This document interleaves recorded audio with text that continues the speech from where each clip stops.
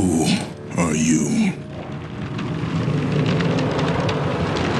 I'm just waiting for a mate. The 20th anniversary of the God of War series has now come and gone, and it looks like we're not getting those Greek Saga remasters everyone was expecting because this one guy on the internet said it would happen this time. Seriously, you guys. We did get new skins for Ragnarok though, which look pretty cool, and I'll admit that if I was in the market for a draft excluder, then I would certainly be tempted by a 2-meter long Jormungandr plushie. And while I'll admit that I do like the idea of a remaster of these games, meaning that I can finally play them on my PC, they are all currently available to play on PlayStation 3.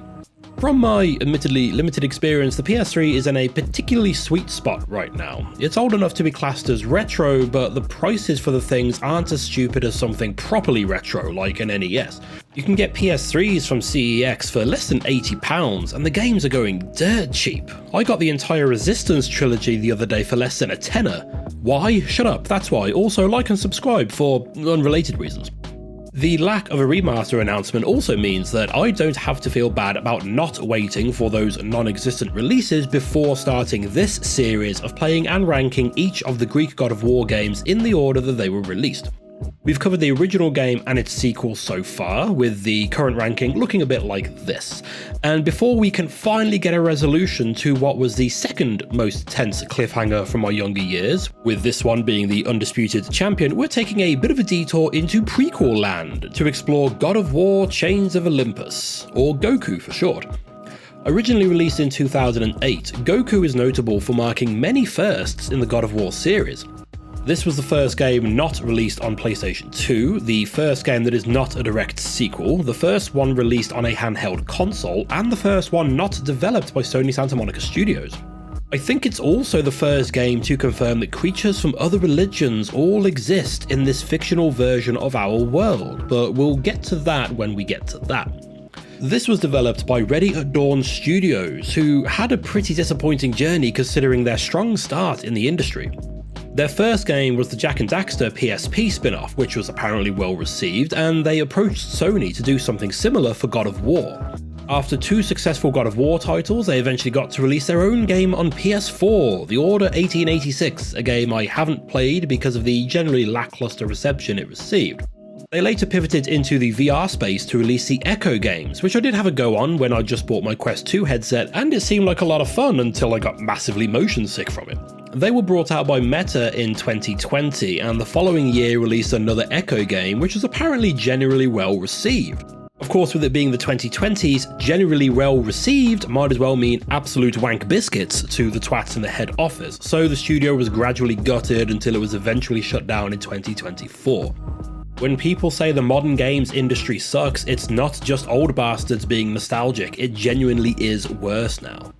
Anyway, back to Goku now, and Sony agreed to let Ready at Dawn tell a side story in the God of War universe. Nothing crucial to the plots of any of the main games, but working as an addition to the Tales of Kratos for anyone wanting to look deeper into what makes the Ghosts of Sparta tick. Apparently they successfully pestered Sony into releasing an update for the PSP to unlock higher speeds for the processor to allow them to squeeze more juice out of that little machine, which allowed them to create a game that is almost indistinguishable from the big boy console releases, but did apparently have a negative impact on the battery life. Like many games on the PSP, the resulting game was a substantial technical achievement, looking and playing very similarly to the PS2 releases, despite the team creating the game from the ground up in their own engine. The game was incredibly well received and was successful enough for Sony to let them create a second God of War game, Ghost of Sparta, which I'll be covering after I've done God of War 3. I'm playing them in release order, remember? As for my history with this game before making this video, I'd played it once. And as I've never been blessed enough to even hold a PSP in my hands, I had to wait until it got ported over to the PlayStation 3.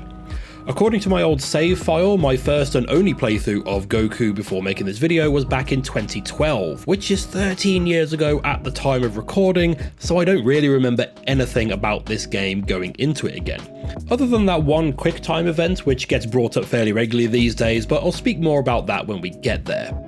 I'd also forgotten how short this game is. I mean, that's probably part of the design. Portable games are meant to be played in short bursts hunched over your device on a bus, so the intended experience isn't someone sat on their sofa in front of a 55-inch HD TV with an entire day to kill. Still, this thing took me less than 4 hours according to the save file. And as I write this, I'm kind of hoping that this will be a shorter video because of it, but I've since come back and edited this sentence after finishing this script, and I can only apologise. It didn't take me as long to write, so I really thought this was going to be shorter than this. Sorry. Make yourself a cup of tea and get settled in so we can have a good old natter about Chains of Olympus. But before we get into that, I do need to take a moment to thank the sponsors of this video. Challengers to the might of Olympus, the effervescent Patreon members. This channel is a one-man operation and these videos take me fucking ages to throw together, so any and all support is massively appreciated and incredibly helpful, whether it just be liking the video, leaving a comment, or joining the Patreon. Patrons get their names in the videos like this, can get access to ad-free videos, and also get to see these releases early, so they don't have to wait so long for the next one. On the odd occasion that YouTube flags my videos for too much swearing or whatever, the patrons also get the unedited versions too, though that hasn't happened in a while to be fair.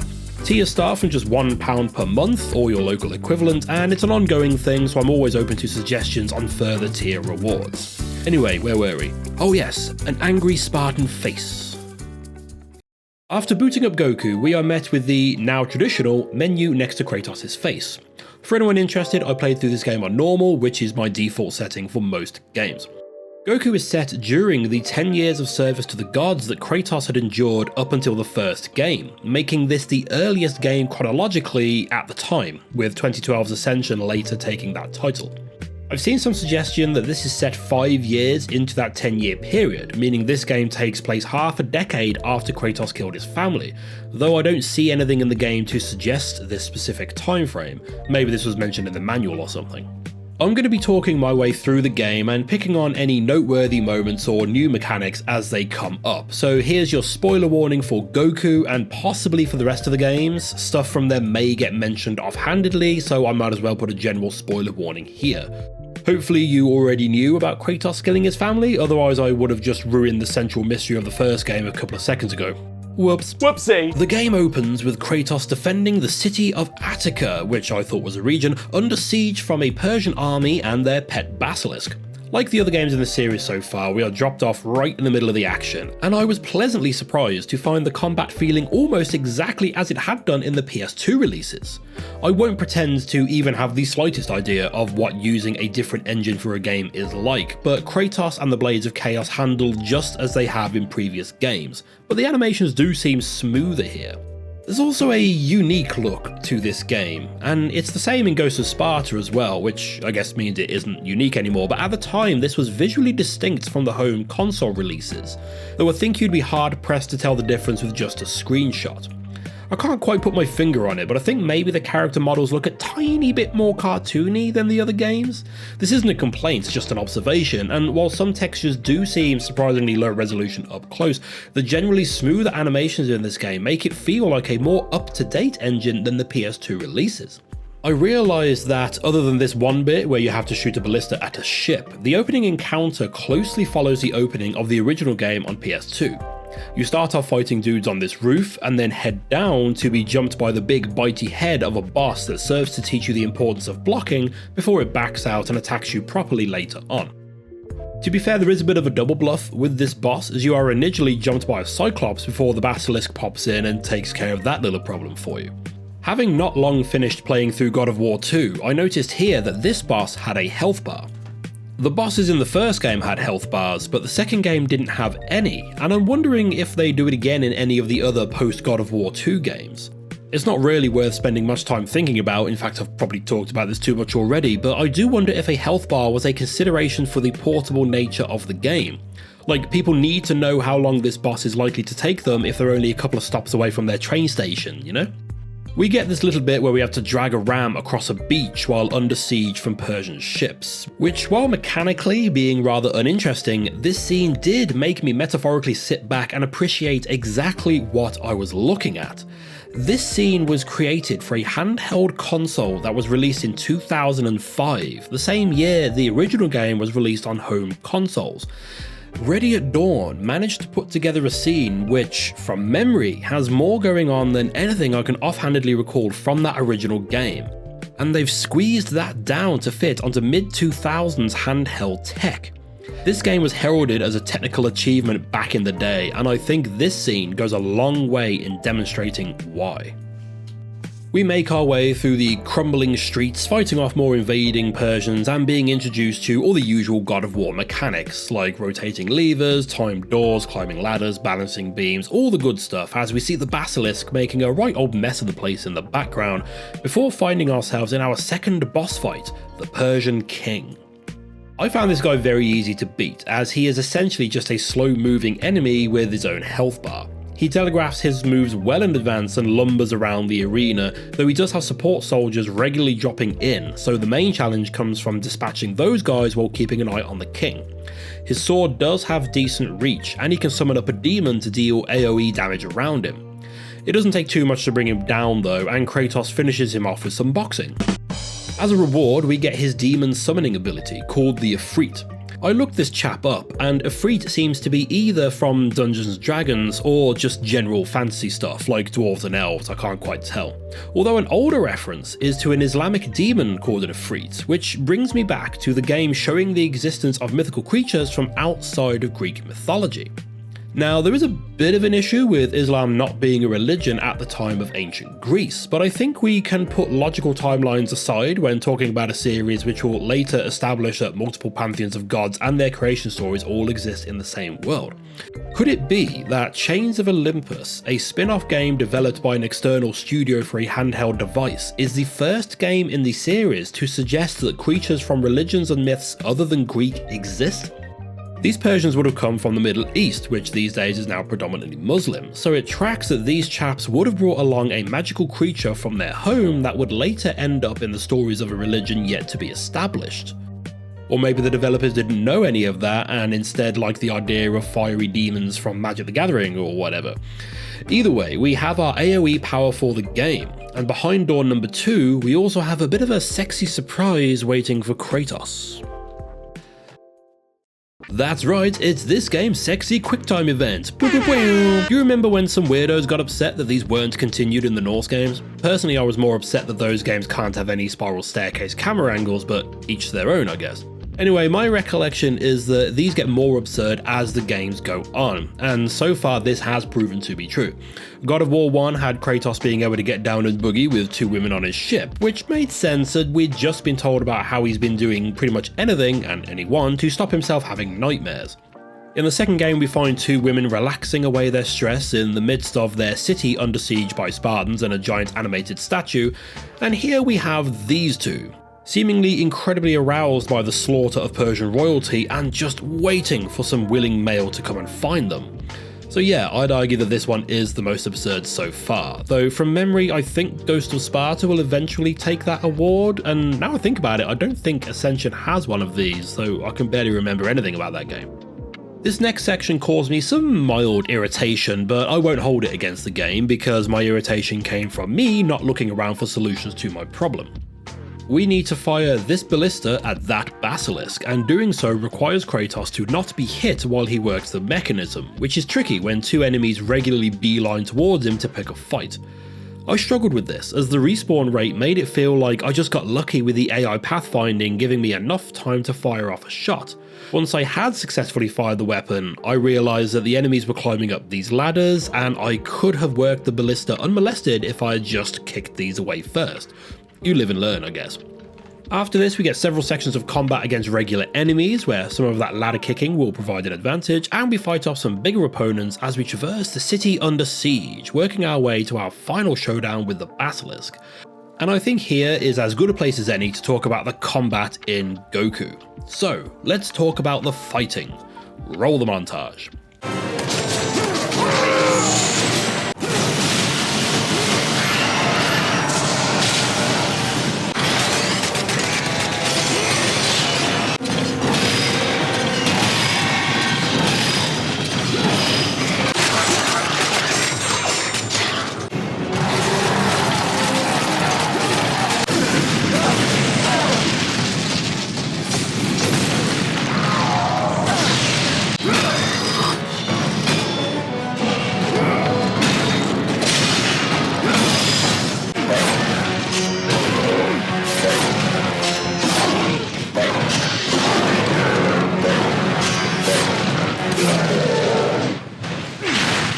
It's important to keep in mind that this is a smaller game developed for a smaller console and storage medium.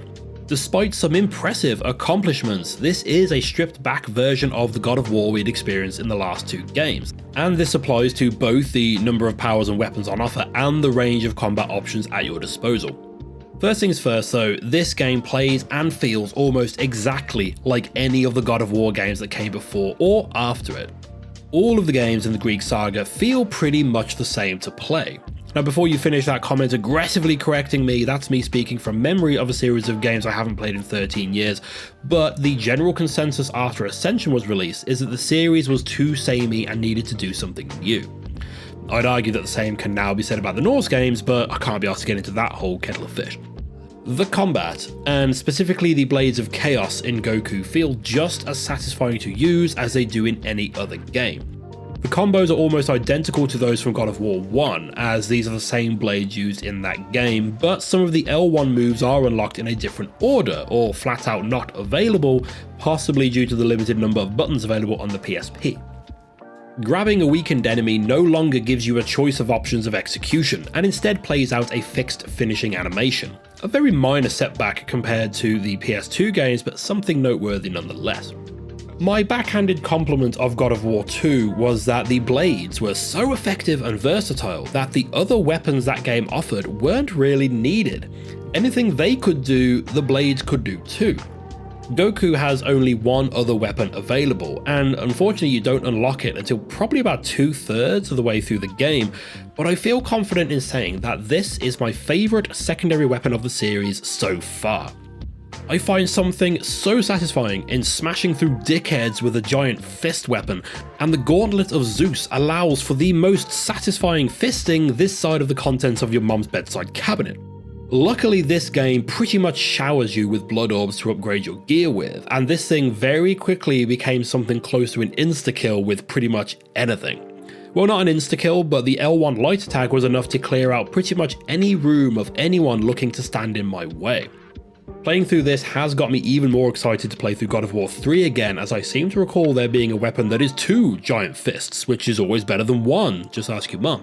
To be fair, the original God of War only had 1 other weapon option too, but both games before this have had 4 godly powers bestowed upon Kratos.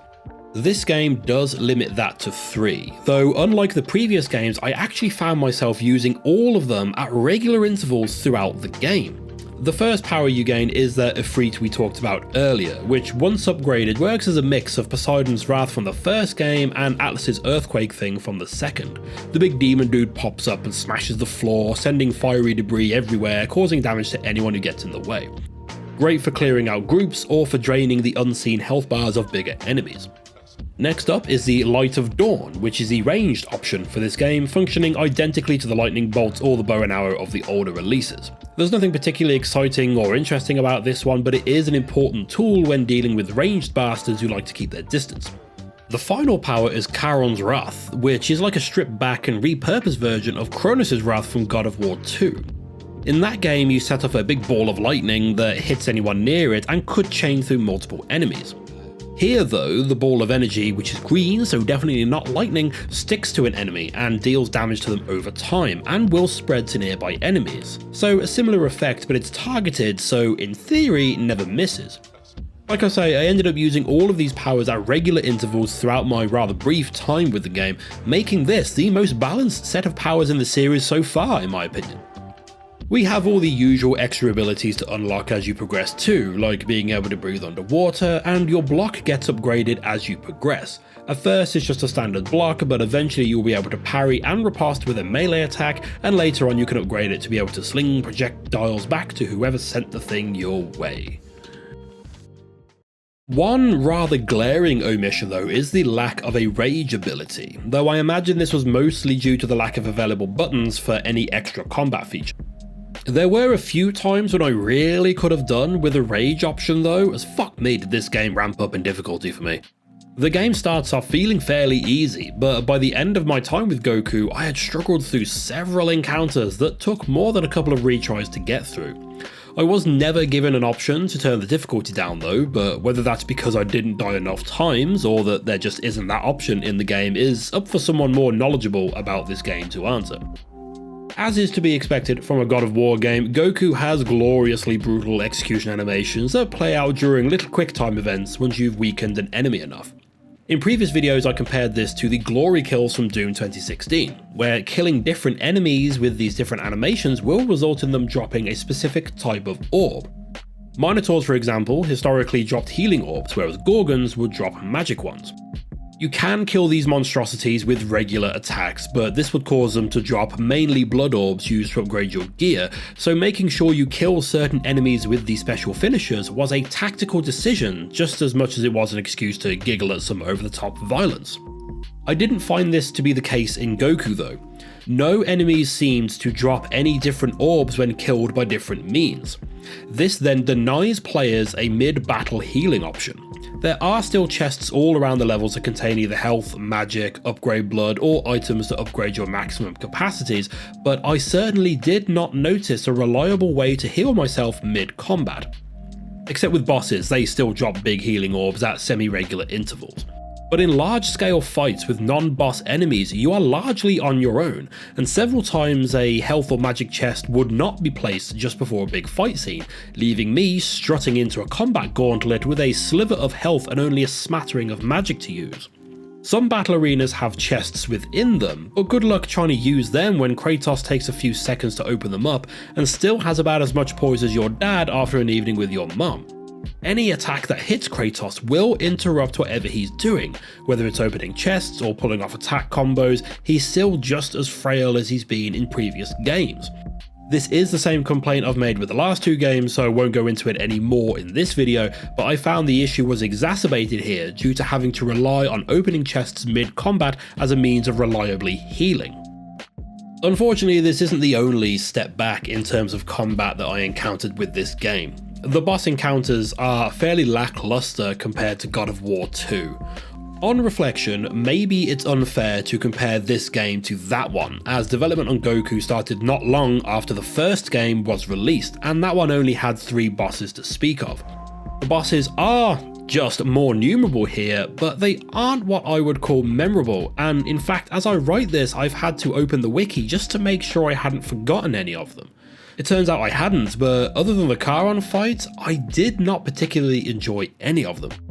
The Persian King is incredibly easy. The Basilisk, if we ignore the little pre-fight right at the start of the game, is fine at first until you realise that you just have to repeat the exact steps and watch the exact animations 3 times until it dies.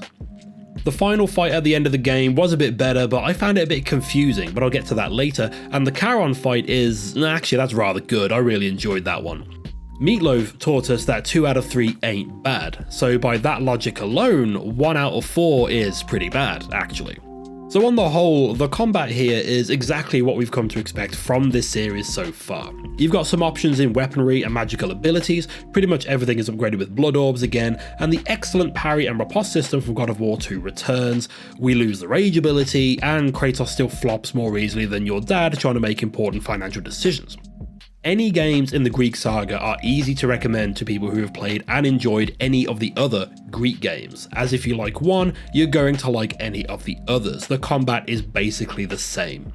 But just maybe take breaks between those games, as you can quite easily become a bit fatigued with their general similarities, just like with my mum jokes. Anyway, back to this nasty lad. Like I said, this fight is like some sort of throwback to boss fights of old, as you just repeat the same steps 3 times and he dies. Also something of note, which might be an error in the remaster or something, but this boss doesn't have a health bar, but all the others do. Anyway, we slay the beast and learn that Kratos is unfulfilled with his victory. He is knee-deep in his service to the gods, trying to earn the reward of stopping the daily nightmares of him killing his family. I guess he sees himself as above this sort of thing. That if they're going to keep sending him off to do jobs, they should be for more important things than killing giant monsters from mystical far-off lands. Like in any good story, the very thing the main character is looking for falls right into his lap, as the sun itself falls and crashes into the earth, plunging the world into darkness.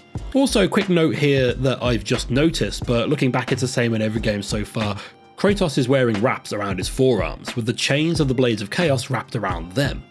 Is this to protect his arms? Aren't the chains literally seared to his flesh? This cutscene certainly suggests so, and we later see the scars that this left on him. Sure, we don't know if the Blades of Athena or Exile were seared onto his flesh, but the Blades of Chaos were. How did he get these wrappings under them? What's that? No one cares? Just get on with it? Not being in the Arctic Circle, Kratos knows that the sun shouldn't be setting at 3 PM, and intuits that something is amiss and sets off to investigate.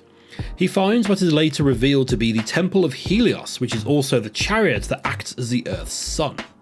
I probably should have mentioned this earlier, but Gaia is once again narrating the events of the game, and she tells us, the players, that Morpheus, the god of dreams, has awakened to this new dark world where he, and only he, wields any power, and he is slowly spreading his thick fog all over the land. So, I thought to myself, Morpheus must be the final boss of this game. We need to kill the god of dreams to save, apparently, the entire world and the Olympians. Kratos heads towards the fallen temple, which takes him through the town of Marathon, where we pass through a street which reminded me of a similar street we fought our way through in the first God of War, and we encounter a few new enemy types, like these huge shadow dog fellas and some gorgons. The area is surrounded in this thick fog which Kratos cannot pass through, so you have to use fire to clear the way. Kratos reaches the entrance to the temple and hears a melody being played, possibly in his mind. He recognises it but cannot recall where from. We then bump into a statue of Athena, which is a weird thing to find in a temple to Helios, but darn lucky because these things are like walkie-talkies for speaking to Kratos. She tells him that Helios has been torn from the sky, which caused his chariot to crash. Without his light, there is no way to stop Morpheus from seizing power, and some of the gods have already fallen into a deep slumber. Athena tasks Kratos to find Helios and return him to the sky, or basically, the world as we know it ends. I have issues with the story told throughout this game, and a big part of my issue is this central premise. Helios has been kidnapped, and we need to get him back to stop Morpheus from taking over the world. My problem with this is that we never see either of these characters. Hell, I'd even forgotten about Morpheus altogether not long after this bit, and the ending feels like it randomly throws up a couple of other idiots for you to fight, being all like, haha, we did it, Morpheus couldn't have done this without us. These couple of cutscenes set up a big baddie and a damsel, or whatever the male version of a damsel is, in distress that needs saving, and neither of them are even in the game. And don't worry, I do have more issues with the story, but we'll get to them in good time. All things considered, I quite liked the Temple of Helios as a location. I've said in previous videos that I'm a fan of looping level design, where you move through a load of encounters and find yourself back to where you were before, but now another exit is unlocked or whatever. This temple is basically a huge example of that, with you moving through it, unlocking whatever passageways you can, acquiring new equipment and coming back to get to new areas and progressing further. Unfortunately, it's also an example of another complaint I have with the rest of the game moving forward from here, and that's the visual design for pretty much everywhere. Now, I get that it's dark because Helios isn't here, but this is the temple of the god of the sun. Why is everything grey and brown? The sconces are still lit, so there's still lights on. Why does everything look so bland? Later on, we visit some caves with their various shades of brown and grey, and then we go to Hades, which is mostly grey but has red accents, which I quite like because I'm all goth and shit, and then we go to Tartarus and explore its vast array of grey caves. The game is bookended with brighter, more colourful areas, but the chunk in the middle is mostly uninteresting, bland-looking levels with very little colour variation, which I guess was probably a consideration of the original format the game was built for, but still. I understand why I got kicked in the bollocks at one time, but that doesn't mean I can't be upset about it. There's also nothing particularly noteworthy that occurs during this pass through the temple. We get some combat encounters, a few puzzle rooms, a bit where we're stuck on a lift fighting out several waves of horrible monsters, but nothing that really sticks out as memorable. We do come across Helios' sister Eos, or rather we find a statue of her that she can walkie-talkie through to Kratos, and tells us that the Titan Atlas has been released from Tartarus, and it was he who kidnapped Helios. Apparently, Helios' power of the sun is so great that it could destroy the world, and this cannot be allowed to be in the hands of a Titan. So we went from trying to stop Morpheus from taking over the world or whatever, to stopping Atlas from destroying the world? Just pick one, we don't need both. At this point, we get the sun shield that lets us parry melee attacks, and we ascend upon the only spiral staircase featured in the game, making this the fifth of the series so far. Eos tells us to grab the shield and to walk through the gates of Olympus, but doesn't explain why we want to go to Olympus. Is Atlas up there with you lot, is he? We find ourselves in the caves of Olympus and navigate some underwater tunnels and some more caves until we find Eos herself, who promises that Helios will have a word with Zeus and tell him to stop treating Kratos like a slave. Apparently, Helios' absence is causing the primordial fire to weaken, which is the source of all life in the world, so we would really rather it not go out, as that would usher in an age of dark. And hang on, have I accidentally booted up Dark Souls? Eos tells Kratos to take a bit, just a little bit, of the primordial fire to be able to find his way to the steeds who pull the chariot, and they will be able to lead him to Helios. We do just that, and acquiring the fire also upgrades our parry, so now we can fling projectiles back at the baddies, which is required to get out of this room. We fight our way back into the temple and encounter these weird flying creatures. Now mechanically these things are just harpies from the previous games, but I found their visual design to be wonderfully unsettling. It's hard to get a good look at them, but they look like they're bats with weird baby human faces or something. These things are a shit though, because they can interrupt your attacks incredibly easily, and they often charge up their attacks off screen or in amongst a group, so you can't see which one is getting ready to charge at you, which did make me put these guys at the top of my priority target list. The next notable area is one that I found particularly memorable, but for mostly wrong reasons. Once we've cleared this area of enemies, we have a puzzle to solve. You can use this light beam to open up big cupboards that contain statues, and these statues can redirect sunlight. We get 4 statues and 4 points for them to sit, and the statues redirect the light in different directions and cannot be rotated. That sounds simple enough, except I'm not 100% sure where I'm supposed to be directing the light to. And maybe that's on me. I mean, I do consider myself to be a pretty simple individual, so maybe this is obvious to most people, but I just wasn't sure where I was supposed to direct the light to, at least until I placed the final statue. At that point, this huge platform emerges, which will provide a secondary means of producing light, and at this point it's fairly obvious where the light needs to end up. But if you've got it wrong at this point, it's a bit of a pain in the ass to rearrange these heavy statues.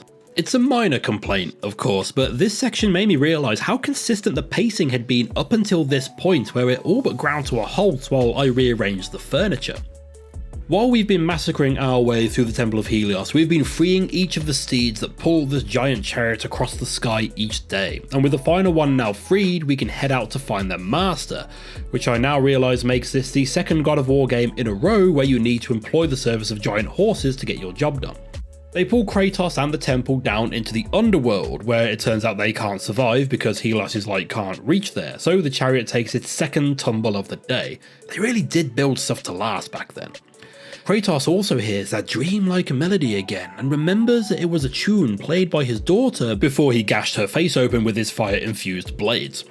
Kratos finds himself in Hades for what I assume to be the first time, unless he goes there in Ascension, but I guess we'll have to wait a while before we find that out. Make sure to subscribe and give the video a like while you're at it. I quite like this depiction of Hades in Goku. It's not as early 2000s edgelordy as it looked in God of War 1, though I did notice a distinct lack of bodies falling from the sky, which was a constant environmental detail in the first game's hellscape that I quite enjoyed. Maybe something like that was too much for the PSP to handle, and to be honest, most of this level is made up of grey-brown rooms with red highlights scattered around, making it about as bland of the rest of the game.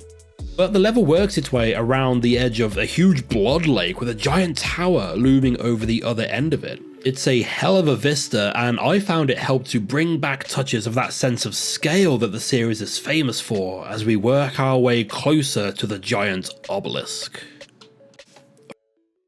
From this point forward, I noticed a significant upward trajectory for the difficulty of this game. A couple of these big shield wankers spawn in, and you have to keep hitting them to destroy their shield and leave them open to attack. However, if you take too long to kill them after destroying said shield, they will summon a replacement and you have to start all over again.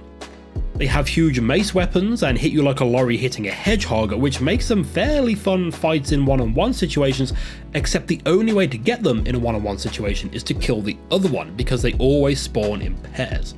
They also always spawn in alongside a flock of those horrific babyface bat things that can interrupt Kratos' attacks as easily as your dad interrupts your mom's climax. These little flying bastards don't do too much damage, but the fact that they can stop your attacks dead, leaving you staggering just waiting for a passing ethereal mace to twat you, makes for a pretty aggravating encounter. On top of that, I came into this fight with about half health and barely any magic, and my only source of healing or magic items were in chests, the opening of which can be easily interrupted by both flying bastards and shield wankers. Basically, fuck this fight, and the next one, and fuck that one again when you have to come back and do it again later. The last couple of games had similar encounters where flying bastards can interrupt you at pretty much any moment, but they had a source of healing or magic orbs other than chests, and removing the feature of execution moves being a source of health or magic orbs was a big mistake in my humble and ill-informed opinion. After a few tries, and again trying to manipulate the AI into giving me enough time to open a chest and then going through a very similar scenario just with rolling blades on the floor, we get to our next boss fight, kinda. We need to get across the River Styx, and as you may know, that requires giving some money to Charon, the ferryman of the dead. I'm always quite happy to see this guy pop up in games and stories, because I've always seen him as kind of like a proto-Grim Reaper. There doesn't seem to be as much information about him compared to the other gods, so he's always been a bit of an enigma, and I like my men with a bit of mystery to them. Plus he owns a boat, so man's got boat money. I had forgotten all about this boss fight, and the fact that I suddenly found myself in a fight with Charon surprised me, as it seems to escalate out of nowhere. Charon points out that he is also a slave to the gods like Kratos, and that the gods will never release either of them from their service, and he tells Kratos to leave because it's not his time to die yet. We then cut to a boss fight where his opening gambit is to swing a bloody great scythe at Kratos' head. I was quite enjoying this boss fight, as I'm quite partial to bosses that can be parried, and while I thought I'd messed up by dying to a huge wave attack, it turns out that you are meant to lose this fight, which is my favourite type of forced failure, I think. Up until that point, it feels like a normal boss fight. You're not getting beaten to a pulp and you're whittling down his health, and then he pulls out a new move which you couldn't possibly predict and it kills you, triggering a cutscene where Charon drops an unconscious, or I guess dead, Kratos down a hole, where he wakes up chained to a wall in Tartarus. I think this marks the first time Kratos has died too, which makes me think that maybe I should have been keeping a death count going through this series. So far I think it's only once per game, so that's pretty easy. Tartarus is made up of a series of grey cave environments, though some have a slight tinge of green to them to break up the monotony. The visual highlight of these areas are the couple of places where we see the defeated Titans chained to the walls after their defeat in the war against Olympus. Unfortunately, and again I'll put this down to the limits of the technology, the Titans are the same colour as the rocks they are tied to, which is just a shame really. They're just nameless, unidentifiable big dudes. This area also introduces proper harpies for Goku, and I do prefer their visual design here over the last two games. They look more like bird people here, rather than scrawny people with wings from the PS2 games. I also appreciated that they weren't so easy to grab hold of here, as that made them become fairly procedural to deal with in the past, so I appreciated that this little alteration forced me to mix up my tactics a bit when dealing with these feathery gits. Near the end of this grey gauntlet, we find ourselves in the possession of a golden gauntlet, but this one we wear and punch people in the head with, and it's charged with electricity so it adds some blue to the environment. This is the Gauntlet of Zeus I mentioned earlier, and apparently it was how Zeus was able to chain the Titans to the walls of Tartarus. Obviously I'm only at the halfway point of the series, but so far this thing is my favourite secondary weapon in the whole series. It's another example of the excellent sound and visual design that I mentioned in the God of War 1 video. It looks like it hurts, and it sounds like a hell of an impact too when it hits enemies, and once I got it fully upgraded, which didn't take too long as by this point you have blood orbs falling out of your nostrils, it becomes devastatingly effective at clearing rooms. We make our way through more grey-green canyons and loosen the bonds of a few more Titans on our way out of Tartarus and back up to Hades, navigating through a similar cog platform scenario to what we saw in that one bit of God of War 2. We climb out of the pit and have to go through the second of those horrible combat encounters again, except this time the gauntlets let us destroy the devices that shoot blades across the floor.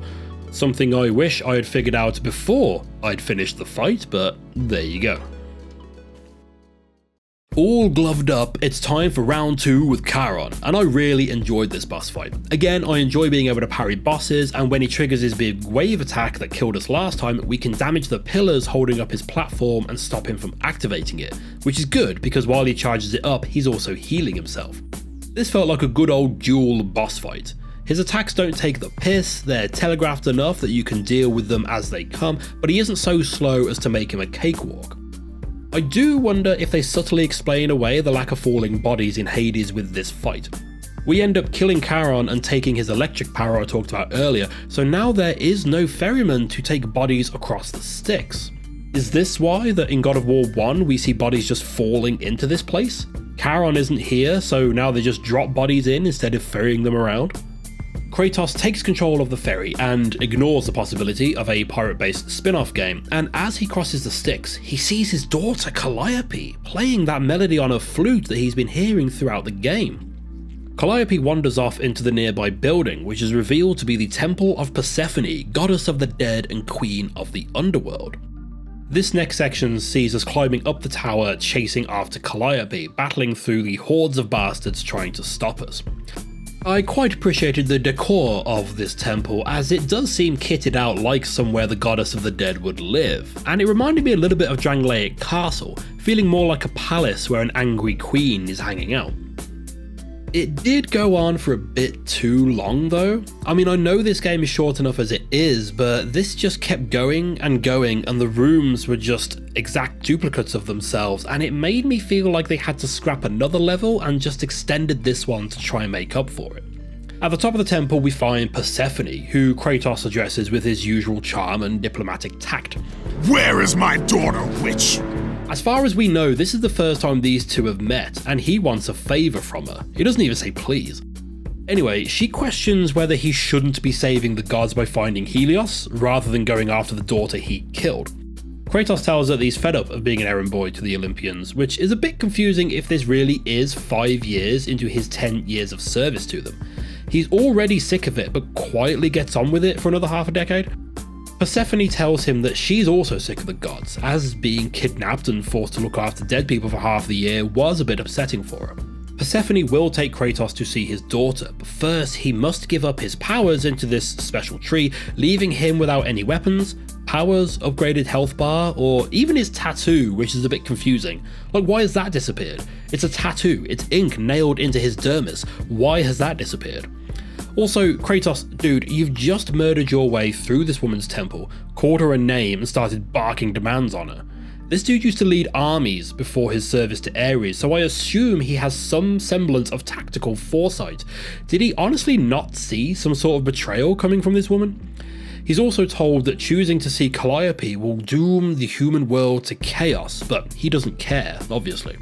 Kratos is transported to the fields of Elysium where Calliope is hanging out, and I don't think we're given an explanation as to why Kratos has been hearing or seeing her outside of there, but whatever, he is finally reunited with his daughter.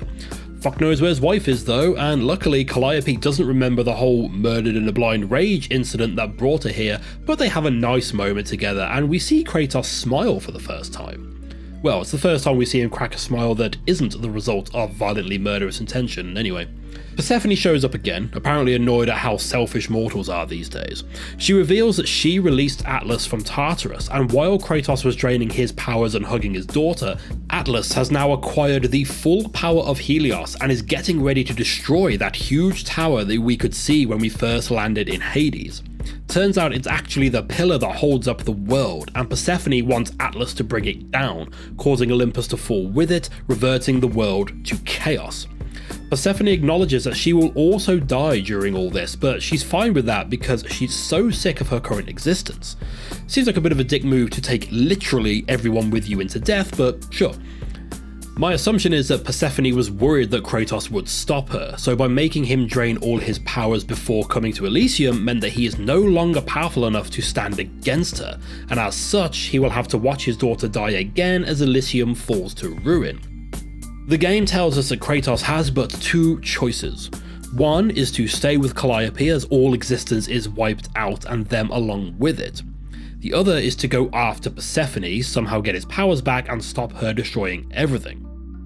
Now this seems like an obvious choice, but for some reason option B means that Kratos will never be able to see his daughter again, but he will at least know that she is living out eternity in the fields of Elysium. I don't know why he couldn't come back to see her again. I mean, he seems able to do anything he wants to as long as he kills enough people. Anyway, we now get this button mashing section, which everyone shares on TikTok and YouTube Shorts as a really deep and impactful moment, and I guess it would be if I wasn't confused as to why this is such a final goodbye. Kratos literally waltzes in and out of the underworld several times and is constantly achieving things that no other mortal has ever been able to do. But no, the narrator says he would never be able to see his daughter again after this, so that's that. That said though, this is a pretty clever use of gameplay mechanics to make a narrative point. Button mashing has been used to demonstrate great feats of strength in the series so far, so having that be the method of pushing his daughter away from him, to set aside his immediate desires for the greater good of her and everyone else, is a pretty clever move, and is certainly more impactful than pressing F to pay respects. I just wish I bought into this choice more, because the narrative hasn't sold me on it.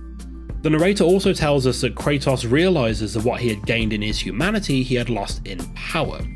My guess is that this is referring to draining his power into that tree, turning him back into the father that he used to be, rather than the monstrous weapon molded by the gods over the years. This would be a nice thought if it wasn't immediately followed by Kratos running around Elysium and snapping the necks of the inhabitants to draw on their power. The narrator points out that he knows he has to become the monster once again in order to defeat Persephone and save his daughter and all the rest of existence, but it's just funny to me that one minute he's struggling to leave his daughter in order to protect her from harm, and the next he's snapping the necks of innocent ghosts and drinking their blood for strength. As we get all our weapons, abilities, and tattoos back, actual enemies start dropping in, and once we've killed them all, we're back up to full strength, ready to stop Persephone.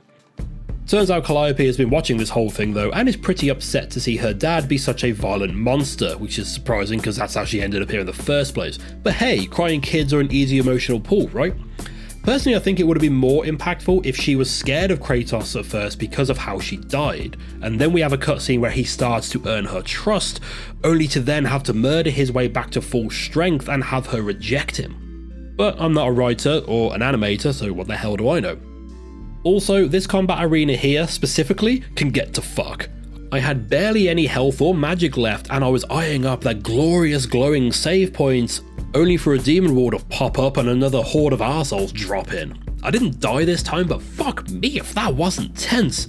My heart can't take this sort of thing anymore. The crying kid didn't bother me, but this nonsense emotionally drained me. So now we have the final showdown with Persephone, who has gotten changed into her battle gear. This fight is split into two phases, with the first one being a fairly standard duel. She drags your ass up to the top of the pillar where we see Atlas doing his best to destroy it, and we see him getting on with this in the background of the boss fight itself. This section is unremarkable, really, and after you damage her enough, Atlas will try and squish you, which triggers a QuickTime event that sees Atlas being chained to the ceiling, which is actually the underside of the ground of Earth, and where we find him in God of War 2, which I guess means that we are now directly beneath the Island of Creation, and this is the incident Atlas is referring to when we meet him in that game. The cutscene where Persephone drags you up the pillar seems to show Atlas stood on what I can only guess is the sky above Elysium, meaning the pillar holds up the mortal world, passes through this area and down into Elysium. Kratos falls from Earth and into this area in God of War 2, so again, what's to stop him at some point carrying on down the tower to visit his daughter in Elysium?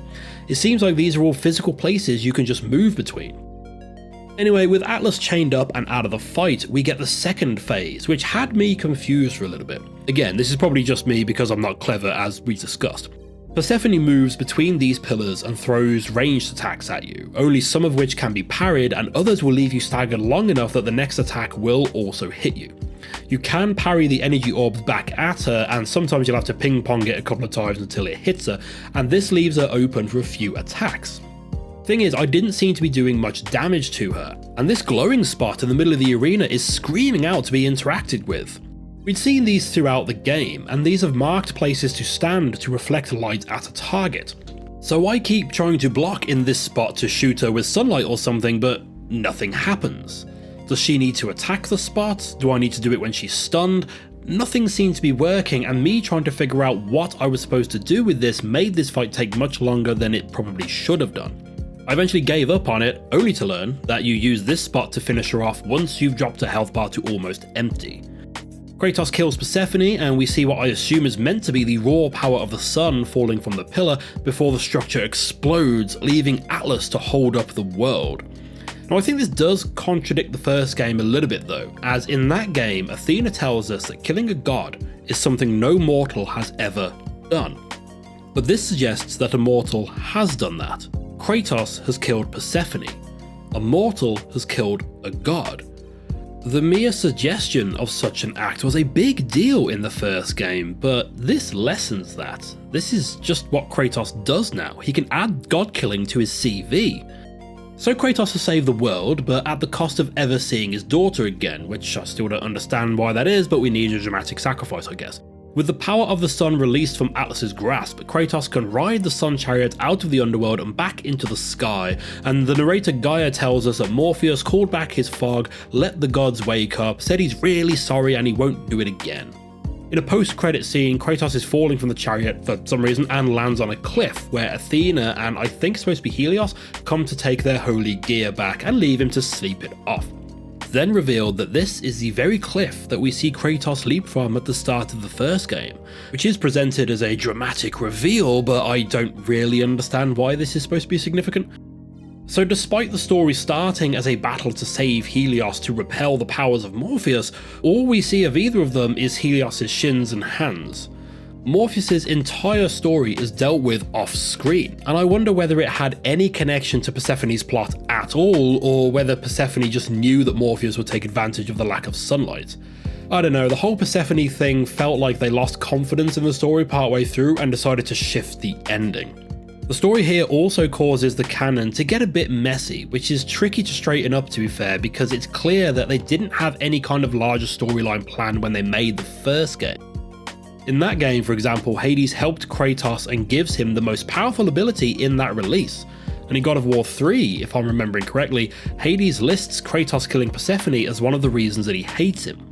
Again, I know these are all little things and no one other than sad twats like me really care about it, but if this is being marketed as an extra game that builds on the world established in the console releases, then it's kind of annoying that it contradicts them in so many ways. Or maybe I shouldn't think too hard about all of this and just go out and kill a few beasts. Which just about does it for Goku. I know I've been talking pretty negatively about it for the past few minutes, but on the whole this is a solid God of War game. I think it's fairly obvious that this is going at the bottom of the ranking list so far, but I do want to elaborate on my overall opinion of it. Perhaps unfairly, I am ranking this game, and eventually Ghost of Sparta, on equal footings with the other games that were developed for home consoles. Those main releases will always have more spectacle in them because of the hardware they were developed for. But these games are now available to purchase for money on the PlayStation 3 platform. So from a consumer point of view, a direct comparison of these games feels fair to me. For anyone who has played the main God of War trilogy and is looking for more of that sort of thing, then yeah, I can easily recommend this. Just make sure you get it for a good price. The two games are bundled together in a disc, which is currently on Amazon for 46 quid, which is more than I would be willing to pay for them if I'm being honest. While I found it to be a decent enough experience, and again, one that I would suggest fans of the series give a go if they haven't already, it is held back by the limited technology it was designed to run on. The environments are mostly dull and quite repetitive, blending into one persistent mush of grey and brown in my memory. In isolation, the story is fine, but it doesn't really add anything to the overall narrative of the series, and if anything just adds some contradictions to what was already established. Most of the bosses are fairly cookie cutter, and no enemies really add anything spectacular or groundbreaking to the combat. But this was never meant to do that. This was just supposed to bring the home console experience over to the handheld market as closely as possible, and on that front, this game is a massive success. Plus, it has my favourite secondary weapon in the series so far, along with a boss that I would easily put in my top 3 of the games I've covered up to this point. So yes, this is at the bottom of the rankings so far, but this is by no means a bad game. This is the second plate from the carvery after you finish your first. There's still plenty of good bits there, just not quite as much this time around because you don't want to get indigestion. Which I think is all there is to say about Goku, God of War, Chains of Olympus. The next God of War game on the docket is God of War 3, which seems to have become the default best game in the Greek saga according to those ranking lists on YouTube Shorts, but luckily I am here to set the record straight for everyone. Aren't you all lucky? Make sure to subscribe to the channel to make sure you don't miss that, and I'll be putting out a video on Halo 3 ODST between then and now because I'm playing through that series for the first time and making a ranking list of those games, so check that out too if you prefer sci-fi shooting to ancient Greek stabbing. Once again, massive thanks to everyone who's been supporting the channel, whether that be subscribing, commenting, liking, sharing, or hell, even just watching, but especially big thanks to the incredibly generous Patreon members. Once again, the Patreon gives you access to ad-free videos and early access to each release, and your support directly helps fund my caffeine intake required to get these videos made. If you've made it this far, thank you very much for watching, and go and have a lie down, let your brain reform into a more solid state, and let me know in the comments your ranking of the Greek saga, or let me know if you think my ranking is trash and my opinions suck, whatever your heart desires.